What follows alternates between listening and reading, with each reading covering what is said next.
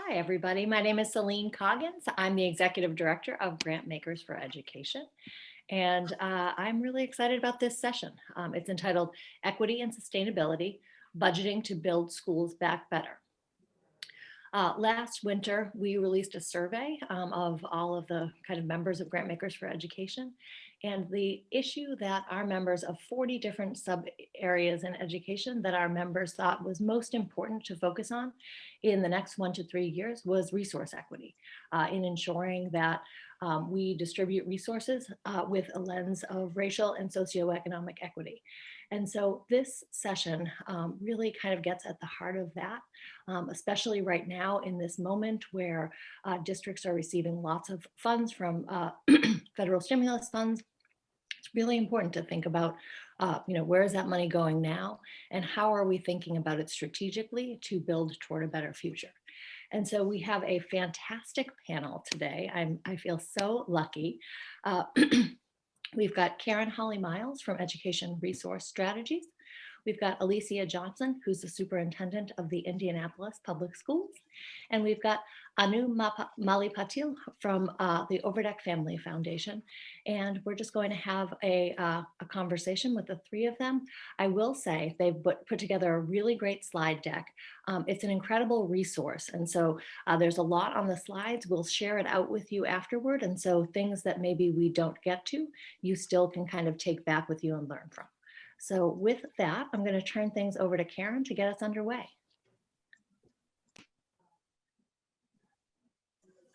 Great. So it's wonderful to be here. Those of you who don't know Education Resource Strategies, we are a nonprofit that works with school district leaders all over the country around how they can organize resources to accelerate learning for all children. And our focus is really on how we create great schools for each and every child, and has always been about how we scale great schools and the use of resources. So this moment is one that I have been working toward for my entire life, a moment where folks are thinking about thinking in new ways about what could be possible, both with resources and how we design schools. So if you go to the next chart, you all know the answer to, this, the federal government is providing a lot of money. Although when it gets translated down into what we need to do, it's not necessarily more than we need if we use it well. And there is a narrative out there that is going to be important for us to counter, I think, that is like, districts are awash in money and they have no clue what to do with it. And I'm here to say that many of the district leaders that I'm working with do feel like they've got an enormous opportunity, but they don't feel like they're awash in money, and they certainly don't feel like they have no ideas of what to do with it. Figuring out how to plan for it, figuring out how to leverage this moment, figuring out how to do now and build toward, which I'll talk about, it's a different story. So it's twice as much as the race to the top dollars. We do get to spend it over a bit of a longer period of time, over 3 years. One important message that I want to leave for folks is that, translating that down into what it actually means in terms of a percent of operating budget, because it's allocated based on the number of students living in poverty, districts with high concentrations of poverty are getting significantly more dollars, which is different than the stimulus funding, and provides us an opportunity that really is historic in terms of the distribution of resources and the kind of expectation and narrative that it has the potential to create, both positive and negative. So if you look here in terms of the percent of annual budget, one of the things we're trying to do is to say this should be spread over the 3 years in a strategic and thoughtful way. That is going to be, for the districts that have the highest needs, somewhere between 10 and 15%, sometimes up to 20% of the operating budget. So it provides significant opportunity. If you go to the next slide, we do have significant student needs, and everyone is organizing to address those immediate needs, which are helping students with unfinished learning, re-engaging in learning and creating relationships that support that, and supporting social and emotional needs. Those are exacerbated needs out of the COVID crisis. In the districts we're talking about, those needs were there before. And so this is just an opportunity in many districts to do the things they've been wanting to do for quite a long time, and to provide a little bit of a runway to think about how they might shift resources to be able to sustain that work. What I want to say is we've got a lot of new things happening, but districts don't need to start from scratch here. Many of them have ongoing strategies that they've been investing in for a period of time. And we have a lot of research about what it takes to accelerate learning to high standards. We've chosen these 5 strategies because they most directly address the student needs that I talked about, those urgent, exacerbated needs that are creating the urgency in the moment for really shifting out how resources are, because these are what research says schools organize to do if they want to significantly accelerate and sustain long-term learning. And because these things have the opportunity to change up cost structures so that we can sustain them. I'm not going to talk about each one of them here, but I actually want to highlight a couple. Everybody's talking about time and attention. You know, that is a big source of where people are investing. Not as much numbers 1 and 3 here, but you know, and especially what is it that we can do to change the teaching job to enable teachers to do the kinds of empowering, adaptable, and structured instruction that we want, and to keep and attract the best teachers there. We can talk more about that as we go. If you go to the next slide, we've been working with districts all over the country right now, and we're lucky to be able to work with some right on the ground in the middle of their work, because this is how this work is happening right now. It's right now in the middle. You jump in and we've been supporting them in thinking about their ESSER plans. This is just 3 district budgets for 1 year. For one of the years, and in each case it totals around 11 to 15% of their operating budget, and we've just coded it here by what the strategies are that they're investing in. Not actually saying there's one particular way that a district should invest at all, but that a district should be thinking, district leaders should be thinking and have the tools and support and the ways to think about how are they investing in this combination of things. And if they're investing in these gray areas, which we didn't name symbolically, if they're investing in these areas that are here, like that are not in the power strategies, are these deliberate? Is this going to lead to long-term sustainability and those kinds of things? And certainly investing in technology and digital access has got to be part of this strategy. If we go to the next slide, one thing we've heard a lot about how hard it's been and how overwhelmed leaders are and teachers are, and that's absolutely true. And I was just in something earlier this morning talking with districts talking about how many times they shifted back from in-person to hybrid to remote all of these years, and here we are now saying now you have to plan out for a 3 to 5 year strategic plan that will totally overhaul the rest of how schooling looks. On the bright side, however, there is a change in mindset that has happened about what's possible in K-12 education. Whether it worked well or not, people understand that we can change back and forth from different models pretty darn quickly. What we do in September doesn't have to be what we do in January this coming year. We can think differently about the pace at which change can occur and how we evaluate what is possible. We've learned that families can and must be much more involved in student learning, and that teachers love that kind of involvement and being able to get to know their students in that way. That technology can be a central part of instruction and teacher collaboration and professional development, and so on down the line. And also over this time period, we've learned and gotten to a place where tackling racial inequity and the system structures and practices that sustain it has become everyone's job. It's something when we look at teacher surveys and we look at parent surveys, it's something that's much more part of what people are hungry for solutions to and want to be involved in solving for. So if we go to the next chart then, all that said, pressure to address immediate needs can make it hard to think about what the ways are that you're going to change the underlying cost structures.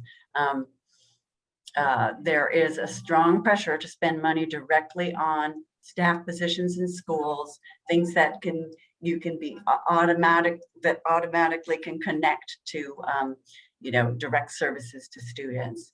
And that is not what research suggests is the way to most effectively, those aren't the only things that will most effectively help students.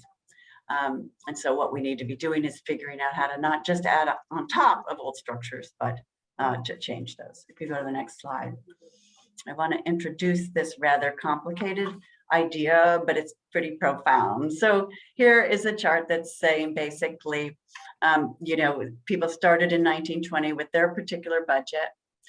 We're getting an infusion of dollars, which is the blue and the green here, that are going to help us both target near-term recovery needs and begin to lay the groundwork for long-term redesign.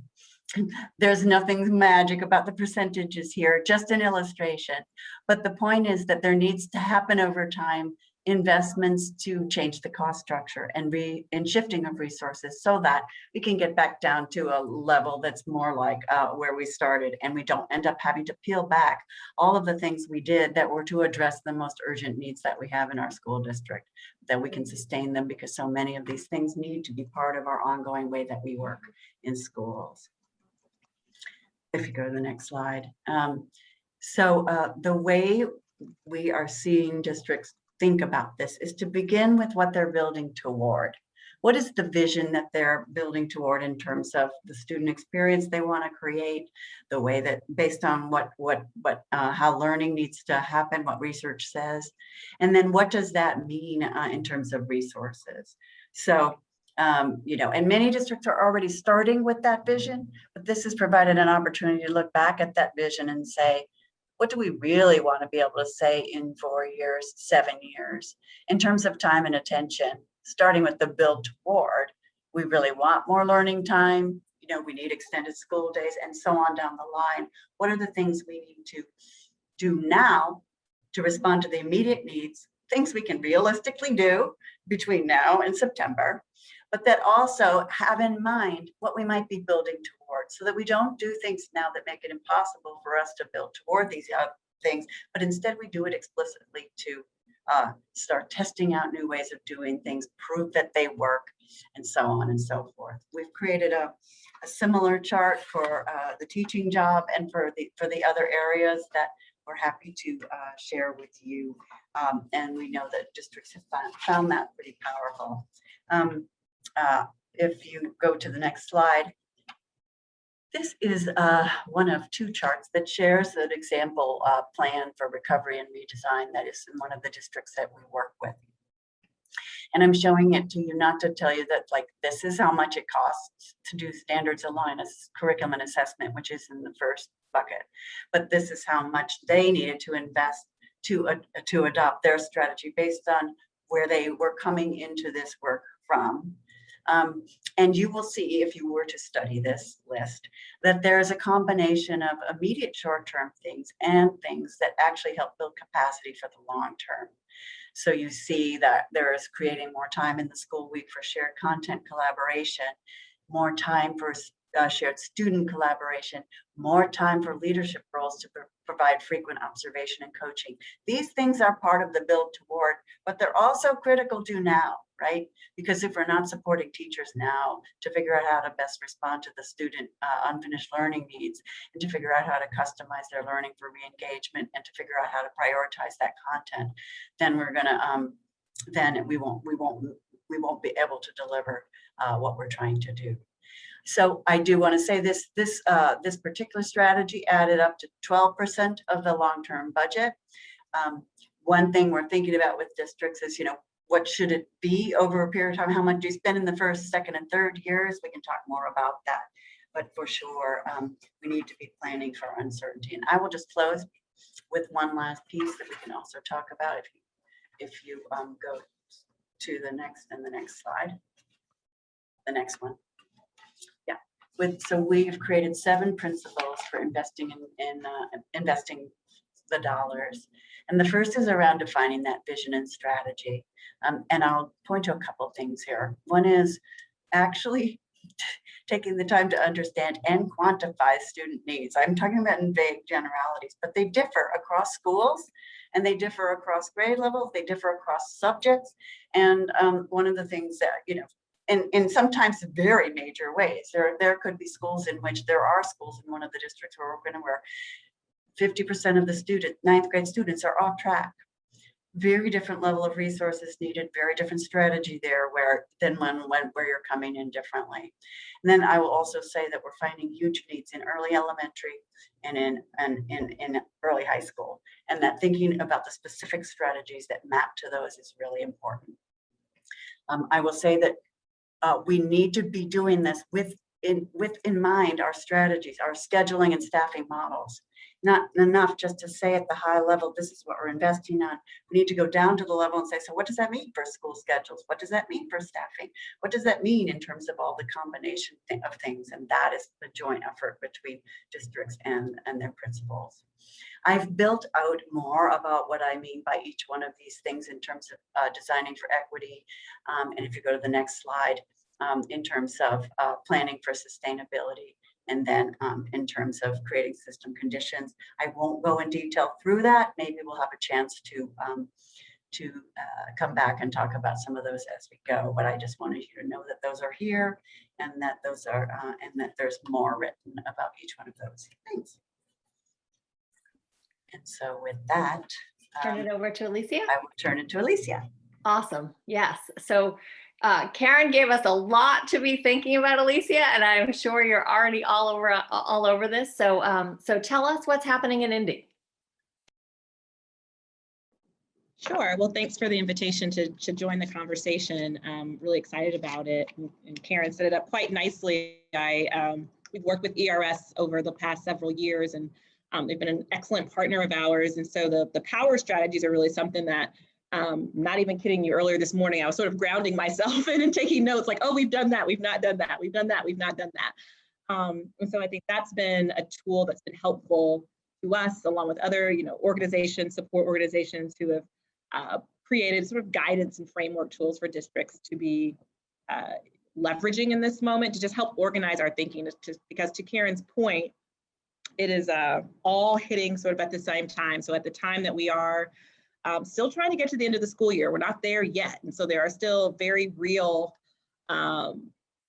things happening, like, we're having to still quarantine classrooms if there's a positive case, and thinking about vaccines and how to get those to our families and our kids and our staff, and what should we be thinking about in terms of health and safety protocols as we go into next year, and talking with the health department. All of those are very much immediate context we find ourselves in, that we are still needing to navigate through, even as we've gotten these large significant sums of money to help us dream and scheme and envision this future. And so there's this real tension of, I think Karen used the word bandwidth earlier, and I totally agree, the bandwidth to both deal with what's happening in the immediate and near term, and then have enough brain space to do that kind of imagining work that we all desire to do to set ourselves up well, which is why I really appreciate the do now to build better, because I really do think the key in order to affect sustainable sort of shifts and changes will be how we intentionally build. And recognize the fact that, right now the bandwidth for our teachers, for our principals is really narrow. And so how do we build from what we have in place and those things we want to strengthen to create the enabling conditions for the future? And I think that's a really important context for external partners to understand, acknowledge, and support. So in Indy, there are a number of things we're thinking about from what Karen shared that I think we're on the right track around. One, and I will just reiterate this point around like rapid change is possible.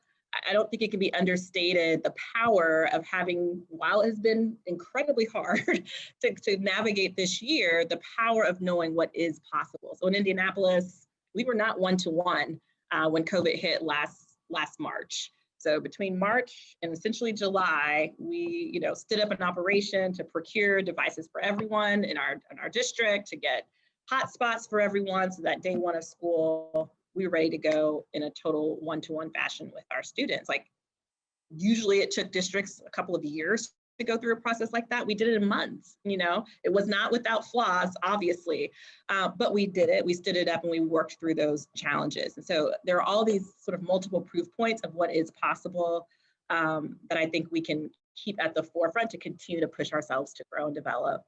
I'd say we're focused in on number 1 and number 2 in terms of empowering adaptable instruction and then time and attention and the work that we're doing right now. We are very fortunate that we were working on our strategic plan again as COVID was hitting. And so we've been able to be, and we continued that work this year. So we've been able to ground ourselves very clearly in the district's 4 strategic priorities, to communicate those, and then to talk about the ways in which we're going to make investments leveraging our ESSER dollars aligned to those priorities, and sort of using those as the lens to make decisions about what we can do and what we can't do. And so in regard to empowering adaptable instruction, we're really focused in on growing sort of professional learning time for teachers. So we did put some additional days in our calendar for next year, but we did those around teacher time and not necessarily around extended learning time for students. With our thinking being, let's grow teacher practice and continue to build that practice so that, again, we're creating enabling conditions that if we get more time with students, we're using that time well. So that was a shift we made for next year. And then working on curriculum. So we've done an ELA adoption for this school year. Social studies and science are actually coming up next school year. And so again, going deep in making sure we have high quality curricula across all of our grade spans. And then as it relates to time and attention, I'm spending a lot of time on scheduling. So for example, our middle schools had adopted an ELA curriculum that requires a 90-minute block, but actually this year hadn't built in the 90-minute block. So the results that we were expecting to get from this high quality curriculum, we weren't going to be able to get because we had not set up the structure to support that.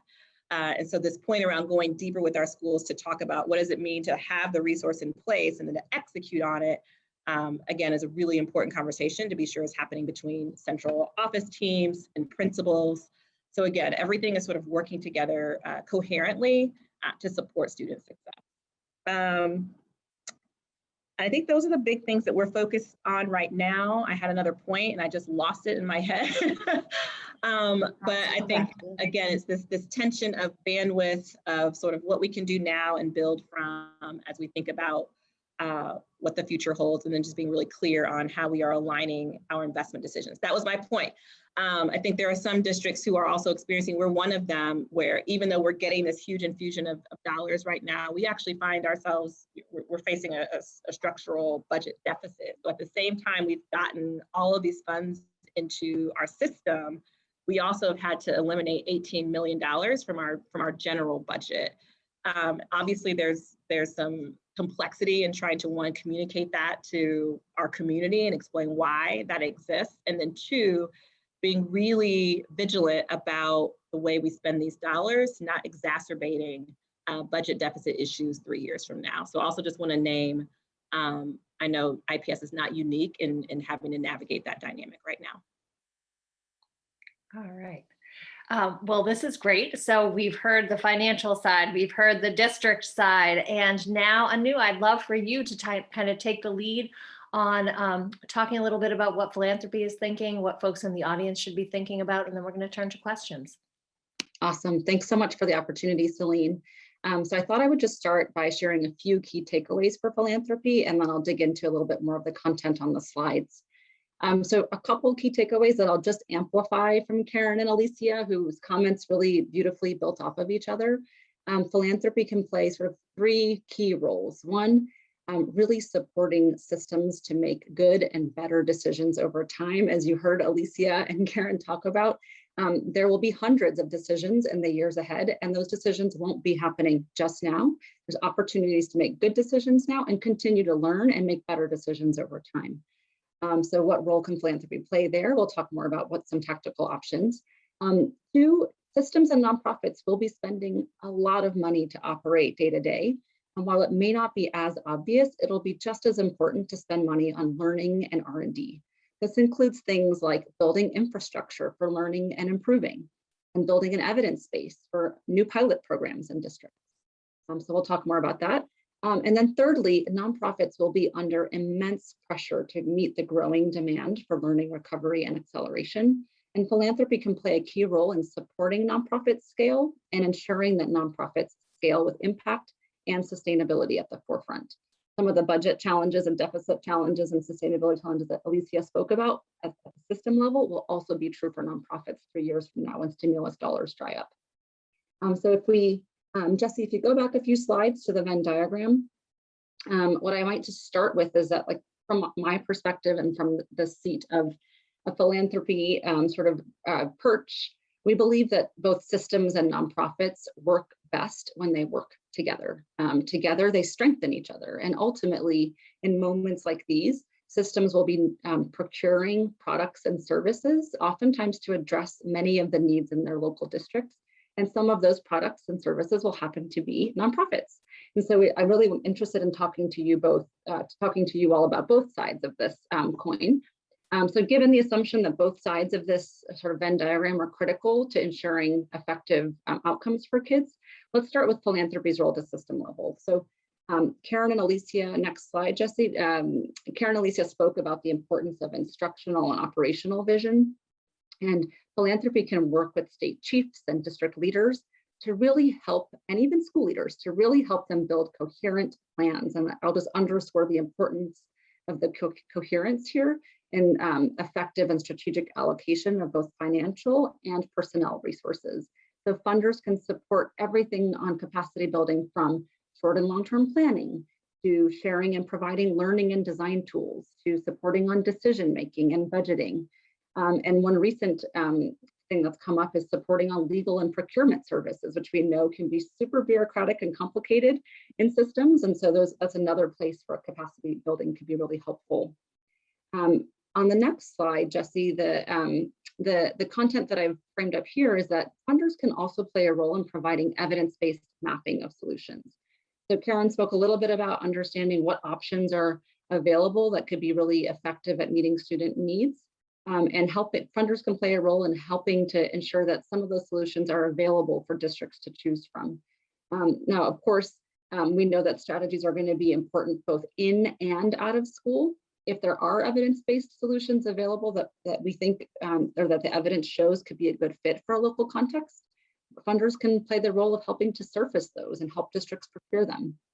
And if there are local solutions that are not yet evidence-based, but have the potential to meet the local need, philanthropy can play a role in those solutions, building their evidence or building the systems for learning and improvement over time. And the last note here is that philanthropy can play a role in helping systems build strong learning and development, not just now, but over the next 3 years.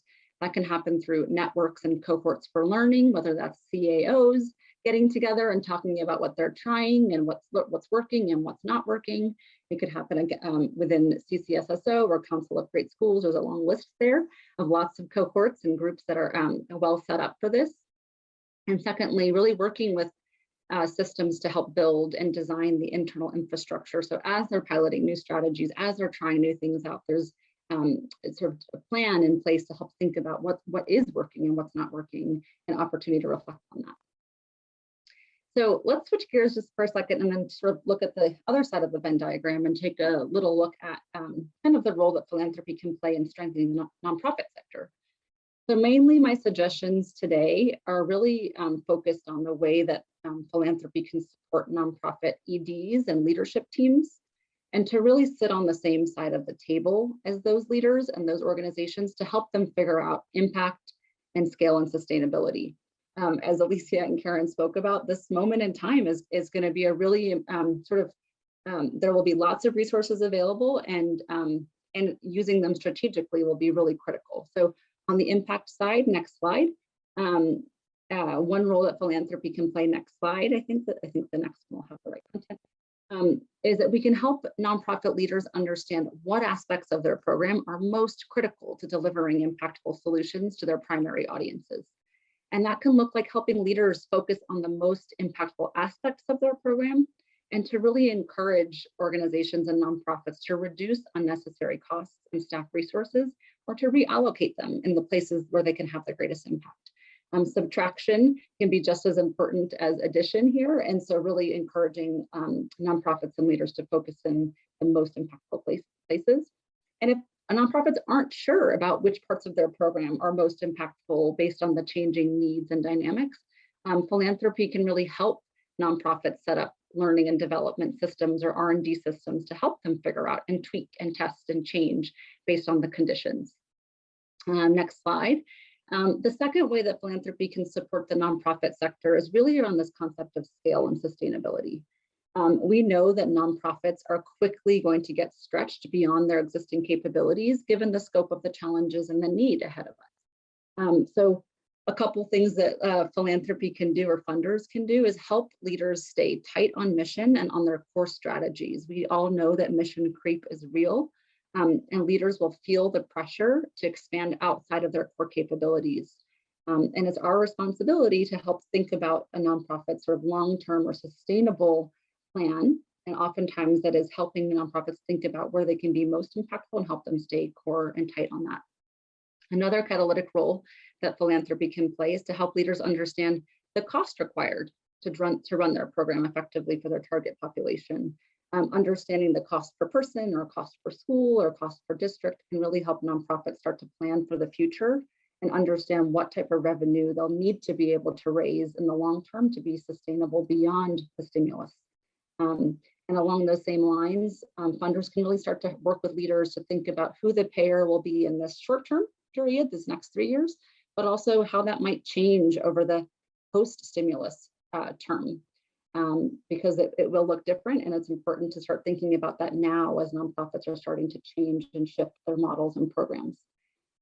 So I think the last piece I'll just say is that it does feel like one important role philanthropy can play is to ensure that nonprofits grow responsibly and sustainably to support the needs and the growing needs of this time period, but can also support the long-term needs beyond the stimulus dollars. Thank you. Yeah. All right. Oh my gosh, I'm so excited. We're moving to questions and I have a million myself. I already see some coming into the chat, so I'm going to start there. I think this one is for Aleesia. Are you seeing signs of a decline in student enrollment, students not coming back to school, opting for homeschooling, et cetera? Is that part of the structural deficit? Yes, we did see that, like many districts across the country saw, particularly this year, mostly in the lower grades. In Indiana, for example, kindergarten isn't mandatory. And so we saw families choosing to just not enter into the traditional K-12 system this particular year because of the uncertainty about health and safety. So we have certainly seen that enrollment decline, which did lead to an exacerbated financial deficit to have to address. It's not all wrapped up in enrollment, but certainly it exacerbated where we were standing. So there are definite efforts we have on deck this summer, again, to reconnect, re-engage with families, hopefully for them to opt into the system. And it's a little bit tricky though, because we're not quite sure what to expect, particularly in the pre-K and kinder space for next year. And if we're gonna have these bubbles start to happen across our grade levels, because we have additional folks opting into the system who waited a year. So some of that we will see come fall. That's really interesting.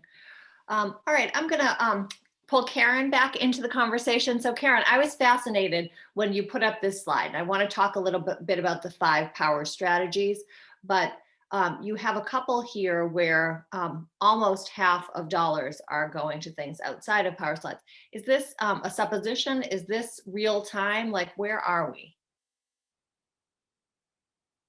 Oh, I think you're on mute. Yeah, these are their plans for this year. And it, you know, can I say that each one of these things is absolutely perfectly strategic? No, in terms of doing this, but you know, to Aleesia's point, there are a significant number of districts, particularly those that have high concentration, serve students with high concentrations of poverty and are in cities that have been facing, and in certain states that have been facing structural deficits for years. And if there is a way that we can figure out and learn together about how we can leverage these dollars right now to move outside of that, I think that that's super important. Some of these things have to do with restructuring things like compensation, which is a big focus in our do now, build toward. If we can rethink compensation in ways that don't constantly have an increase in salary in compensation levels that aren't linked to changed roles or results, and that don't enable differentiated teacher roles that, you know, in districts. We can do a lot with the overall budget, but we also have things like portfolios in schools, you know, the sizes and number of schools that aren't right. And this could be an opportunity, and we're working in some districts where this could be an opportunity to re-envision what we do in small high schools, for example, which tend to be much more expensive, and the dollars don't tend to be used for things that actually would be expected to improve student performance. So what I want to say is there's no one way to use the resources. It's a strategic and a deliberate approach that starts with this vision about where we're moving. And I do want to say one more thing, which is on the facilities front, there are going to be other resources available for K-12 facilities. So you know, and so at the state level too, that's changing. So I would be careful in thinking about spending a whole lot on that out of these dollars. Is that in the infrastructure bill? Mm-hmm. Okay. And there are dollars set aside for K-12. Okay, got it. So I just want to take a look at these 5 power strategies again, and wanted to ask you one more question, Karen, and then I'm going to go to Aleesia. So are you suggesting that when you work with districts that they pick one, that they do all 5, that they emphasize a couple? What's going on here? So the most important thing is that there's a coherent strategy so if you pick one of these things, you actually can't do them sustainably without addressing all of them. So there's no way actually to pick one, but definitely districts, as you saw in the chart that you just moved from, will have different points of entry for the work that they're doing. And most districts, you know, because you know, it's based on their strategy and where they are with their implementation of, maybe they've been doing professional development around empowering curriculum for years, and now their next evolution is around building teacher leadership roles and around providing extra time. Maybe they actually haven't finished adopting that curriculum and doing that work, then their investment needs to look different. But so it is about, where are you starting from? What are you building from? And then what's the combination of things that you're going to tackle? But right now, we can't not do. I mean, if you choose time and attention, figuring out how to get targeted time and attention, you can't do that without looking at how you restructure how teachers schedules. You can't do it without thinking about the curriculum you're going to use. You can't do it without thinking about the way you're going to measure student learning. And you can't do it without thinking about how you're going to involve community partnerships and so on. So I don't know if that's a good answer, but I think we see different pathways, and part of the way that we need to support districts, and we're talking about, you know, what the state role is, there can't be like you have to spend dollars in the, you know, there can't be set percentages for how these dollars get spent in any given year or over those period of time. But if we're not spreading it over the years, it's going to be a challenge. And one more thing I'll add, because I think it's really important. We don't know yet exactly how we're going to have to spend these dollars, because we don't know how fast it's going to take to address some of these really acute needs, and we don't know exactly what's going to work. So a standard for a good plan is not that we figured everything out for 3 years. A standard for a good plan is that we've made some strategic bets about how we're going to do this, and we're investing to monitor what's happening, to understand and to adjust. And we've got dollars and we've got a mindset that says we can do this. Like Aleesia said, we can move, we can change. We don't have to do what we're doing in September and January or in February and March. Great. Aleesia, I'm going to throw 2 questions at you, and both are coming out of the chat. So number 1, how are you listening to parents whose voices might not be represented in traditional ways, like through the PTA?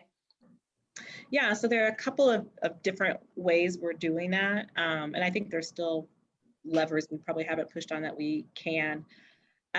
So survey tools are obviously pretty simple of just asking folks about their experience. So for example, as we were thinking about how we think about a virtual option for next year and what that might look like, surveying our parents who are currently choosing that option to ask what would they like to see and what went well and what didn't, to get that feedback that went to everyone making that choice. 2, we will be doing a round of town halls. Our board will actually be hosting those, some in person and virtual, around ESSER spending. And again, kind of aligning to hear our priorities, give us your feedback on what you think we should be thinking more about. And then thirdly, we have family and community engagement liaisons in a number of our schools who are generally closest to our families. And so talking with them about what they are hearing, so those voices get lifted up to us.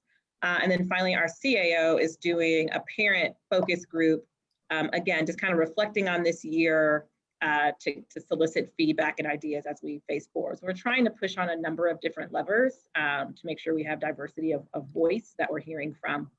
But certainly that's work that we can continue to grow and get better in.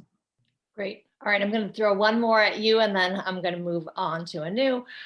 Okay, so this is just about kind of like restructuring learning. So many families and students are returning with a broadened sense of the kind of learning experiences that work for them and are going to be looking for things beyond the walls of schools.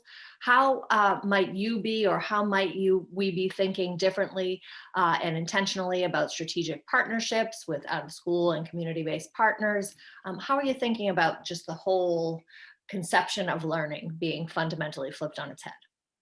Yeah, so I think one thing we did in partnership with a number of community partners when we were fully remote is stand up these community hubs where kids could go and access their learning virtually, but at a community partner site. And I think that's probably like sort of level 0 of what's possible, because now I think the question is, well, as students are going back to Boys and Girls Club or staying in the after school program or doing whatever activities they're doing, like how do we actually build a more explicit and intentional connection and relationship between district's work and those nonprofits and those child youth serving organizations? Because we're speaking a more common language now because we've had this common experience. And I think that's a real foundation we can grow from, so that there is greater intentionality and a through line between what I'm experiencing as a child in school and then how my out of school time is leveraged either to support that learning, enable greater learning. This idea of out of school time, I think, is where there's just rich with opportunity for us to think about partnership and ways to cultivate student learning. Awesome. Super helpful. All right, Anu, I have 2 questions I'm dying to ask you, and you all can continue to put questions in the chat. All right, so first, I hear from funders every day who are super enthusiastic about supporting districts in transformative, just fundamental change. And then you hear from like the amazing people like Aleesia who are like, my teachers are exhausted, my principals are exhausted, we are crossing the finish line and falling on the ground. So how do we balance this like the opportunity in this moment with the real challenge that the front lines are exhausted? How do you advise funders? Yeah, good question. I mean, I think there's 2 things that come to mind. One, I think it's a real opportunity for philanthropy to think about playing a different role. Historically, philanthropy has played the role of sort of taking the lead and sort of setting the stage in a top-down way of here's what we think people should do or districts should do. And I think this is a different moment in time where actually I think district leaders get to take the lead and philanthropy can play more of a support role. So that's sort of one, just thinking about the role of philanthropy differently to be much more sort of in support of and furtherance of what districts and superintendents might be thinking about in their own plans. And the second thing is just to remember that it's a marathon, not a sprint, right? As Aleesia and Karen both said, right now people are in the decisions are happening in this moment. This is the throes of the beginning of the decisions. And over the next 3 years, there will be lots of decisions like this that are going to be, well, did this work? Did it not work? Do we want to change, do something different? And so I really think encouraging funders to think about the long game here. This, of course, is an incredible moment of time to be supportive to folks like Aleesia in the leadership seat, but also that this is the beginning of hopefully a longer term partnership in supporting that change and growth and learning over the next few years. So those are sort of 2 top things top of mind, but you're so right to point out that tension. It's sort of the reimagining energy with the reality of just the exhaustion that folks are facing. Yeah. All right. So I have and also attention when it comes to nonprofit partners. So you wisely point out, districts are going to need nonprofit partners. Nonprofit partners need to be in a position to scale, maybe even more quickly than the dollars get allocated through the arduous district procurement processes. So that's great. And we want proven partners, and we want those with a track record. And also, I hear a conversation that happens very often among funders about we need to shift, we need to change the way we've done things. And those national nonprofits might have some blind spots, and we have an obligation to lift up locals who might be more proximate, who might be more knowledgeable about the context in that district, might have deeper connections to parents. How do we navigate that tension? Yeah.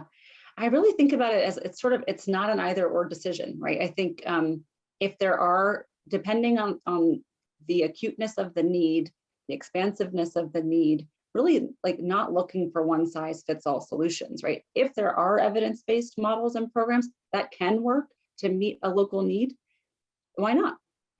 But if there is a local partner that we think has incredible community buy-in that would be well suited for the context and the need, then what can philanthropy do to support lifting that up, amplify the voices of those leadership teams and those organizations, and help them to build their learning sort of function over time so they can continue to get better and serve a very fast changing dynamic and need. So I think the solution is sort of both and for me, and it really depends on what sort of the locality of the context, right, and the need. So I would always say, keep all of your options open and really be open to what the right solutions are for a given place based on the voices of those closest to the challenge and problem. That's great. I see another question in the chat just around, and Karen, this might be best for you, but Aleesia, you've got to know this stuff too. Are there structural barriers to using the federal dollars flexibly? There shouldn't be. So the requirements suggest that that 20% of the dollars get spent on unfinished learning or learning loss. 20% of the dollars. This gives, so districts should be spending, a huge majority of their dollars on this. So there is enormous flexibility. There's no way a district would want to spend less than 20% of the dollars on unfinished learning. So there's just, and we did a little exercise. We were trying to figure out something that wouldn't be allowed based on different rules, and we can't really find them. So no, but the structural barriers to using these dollars flexibly aren't with the dollars, it's with the things that you can do inside of districts, right? It's that all the limits on class sizes, all the limits on who can do what, when in schools, all the limits on those things. So those are the barriers that we have to pay attention to, and many of those are in teacher contracts, and many of them are at the state level in policy. And that needs, we haven't really talked about that, but it's a systematic piece that actually funders could be investing in big time. And we heard a lot about, in a meeting that I was in with a bunch of superintendents in Tennessee, about how many of them are trying to do the things that Aleesia described, but they aren't the sorts of things necessarily that their communities were thinking were the right sorts of answers, or that their boards were necessarily knowing that, or even more importantly, the state legislatures. So what are the cases that we're building for how we use these dollars in really different ways than have been in the past? Well, this is going to be a question for all of you. So, everyone on this call, I'm sure, is really curious about what are some things that are emerging? Aleesia got a chance to talk in some detail about what's happening in Indy, but really curious for any of you, what are you hearing that is kind of more out of the box than other things that you're hearing about? What maybe, Aleesia, are you trying to do that really kind of is pushing an edge that, that a frontier that we haven't gotten to yet?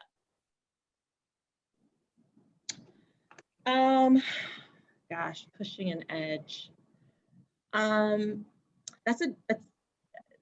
The tricky part of that question, I think, is most of the stuff we're trying to do is grounded in just like very strong instructional practices, which aren't necessarily pushing edges, which is kind of the tension I think also district leaders feel is to this point around what are you reimagining and doing that's like super creative and cool. And also for me, it's like, I want our third graders to be reading proficiently. Like that is what I want to have happen. And so how do we do that? Now, I will say some things that we were already thinking about and that I think ESSER funding is going to help us grow, particularly in our high school space in terms of engaging our high schoolers, is how we're growing like work-based learning opportunities, apprenticeship opportunities. And so I think there was a question in the chat around just different ways of learning and particularly in that high school space.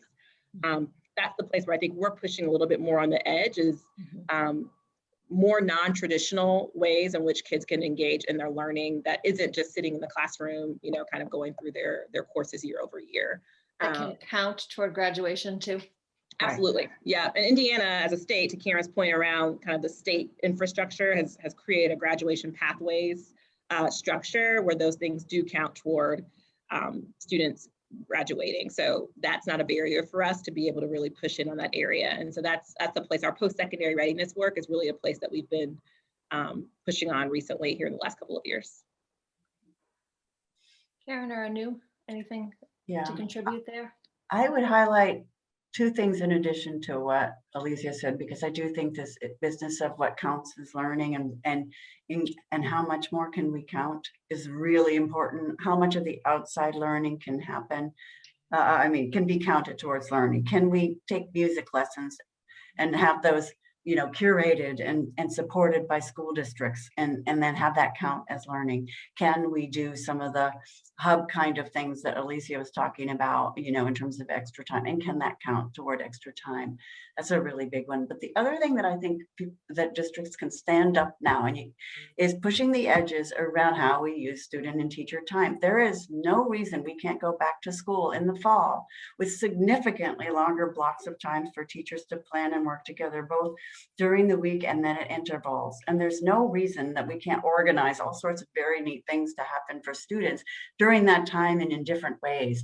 And to really reinforce that we've got to shake up schedules to create time for reflection, to create time for connection, to create time for one-on-one intervention. And we need to be looking to schedules next year to do that. And there are examples of places that are, you know, everybody's heard about early release days and things like that, but that are significantly expanding that, are using this as a moment to, you know, they did it for hybrid learning, they've done it, so now they know how they can facilitate it and really use it and capture it for learning. And related to that are the use of new and different kinds of staffing roles in schools, and to really start pushing those in, but trying to be systematic and piloting it. So if we know what's happening in certain schools, let's pay attention to how it's going and share and celebrate and sort of look at what's happening and work about what it would take to enable that to happen in more places. I'll add to that because that's exactly right. And I didn't think about this, but we're talking a lot now that we have technology in our hands and we've seen the different ways that we're leveraging this year, you know, we're thinking about questions like, what does this mean for substitute teachers? You know, like what is the role of a substitute if we have a planned absence and the other fifth grade teacher, for example, could be providing that direct instruction to students so that they're staying on track with their curriculum. What does this mean for a high school on the east side being able to access learning that's coming from a teacher in a different building? So I do think those are the other questions that we're really thinking deeply about how do you leverage technology and integrate it into the ways that we do things in more meaningful ways than we have before. Anu, do you want to jump in on that one, or you? Yeah, I was just going to build off of one point that Karen made and add an additional one, which is just the concept of multi-classroom like leaders and thinking about different roles and how to leverage the expertise and incredible skill of our teachers in different ways as school reopens in the fall. So that's one. And then second, we've been really excited about some of the approaches that are both, I'll borrow your phrase, Karen, doing now and building towards. So an example of this is sort of like the high dosage tutoring models that are working with teacher colleges to help support both tutoring for students over the summer, for example, but also building teacher pipelines to help recruit and develop those tutors into long-term teachers in the system. So solutions like that are really keeping an eye towards how can we be helpful and impactful today, but also help to strengthen the system long-term. Great. Well, I think we have time for one more meaty question, and we've got a couple of questions in the chat around kind of policy change. What can be done to remove some of those structural barriers? So we know when Race to the Top happened, every state in the country changed state law. Every union was amenable to changes in the contract. Do we foresee things like that? Can funders play a role in kind of helping to remove some of those structural barriers? Well, I can take that to start and then get some examples. Yes, funders can play a big role there, I think. And, in terms of standing up models that work and supporting kind of the sharing of the lessons around what we need to do and how they bump up against policy. And there are 3 big areas. We wrote a thing called States Start Here that highlights 3 big areas that get in the way of doing the sorts of innovative things that we've been talking around about individual time and attention. And one of them is, I'm not quite sure how to pronounce Olka's name maybe, but who wrote the question. One of them is how we define learning time. And what counts as learning time. It's absolutely key, and linked to that is what are graduation requirements and how can we honor different kinds of learning there. So there's a whole set of things about time that also includes, many states have very strict regulations about how much time in each subject each day. And those are embedded in teacher contracts that are also embedded in terms of number of minutes of planning time and number of instructional minutes that teachers can teach. These things you cannot believe how challenging they make shifting up scheduling. 2, class size mandates and staffing ratios. Those things are embedded in, there are 24 states that still have statewide teacher contracts and a subset of statewide compensation structures, and embedded in many of those are unit-based staffing models where you're required to staff certain number of, a specific staff position, a whole bunch of those. And the last is who counts as a teacher. And how do we who gets to whose teaching and facilitation gets to count, and thinking about those roles and thinking differently about teacher roles and compensation. So those are the kind of 3, you could call them 4. And one last thing we haven't talked about is equitable funding across schools. A huge issue that's going to be, it's sort of lifted off right now because schools are getting all of this additional money. But when it goes away, this is the time period to make the changes in the shifts in state funding policy that will enable this stuff to sustain. And if that can happen, and there are a couple of states that are delaying the rollout of that so that they can support of the more equitable funding, so that they can support a smoother line. That is a role for philanthropy too, to really educate around how do we fund districts in our state based on need. Anyone else want to jump in here on funder role in helping to remove structural barriers? I'll just make one comment, which is just to Karen's point, every state is going to have a different set of policy landscape that's just going to be so unique to what's possible and what's not possible, which is why these learning cohorts have such potential and such power, being able to learn what the contexts are, and for state leaders or district leaders or superintendents to be able to say, who else has contexts and conditions like mine, and what can that inform about what policies might be open for reshaping. So I'll just put a plug for that, because I think it will end up being very state by state, very district by district. But I think that's a huge learning opportunity to help shape future policy. I'll just 100% agree to that. I've been able to engage in weekly calls with superintendents through Council of Great Cities Schools, in very regular convenings through Chiefs for Change. Those things have been just lifesavers in terms of both sharing ideas and strategies, emotional support as we've all been going through this. But yeah, sort of those proof points and ideas to just get to be thinking about our own context. So I do think that's a massive role philanthropy can help play. And even convening those folks with a lens toward progress monitoring and impact, because I think every district hopefully is thinking about ways in which they're setting up specific structures, I know we are, to monitor the impact of these decisions we're making, so we can sort of be able to prove the case 3 years from now. Awesome. This was fantastic. All of you, thank you so much. I learned a ton. I have 100 more questions, and I'm sure our people do, but we will leave it here. And thank you for all the great work you're all doing. Have a great rest of the day.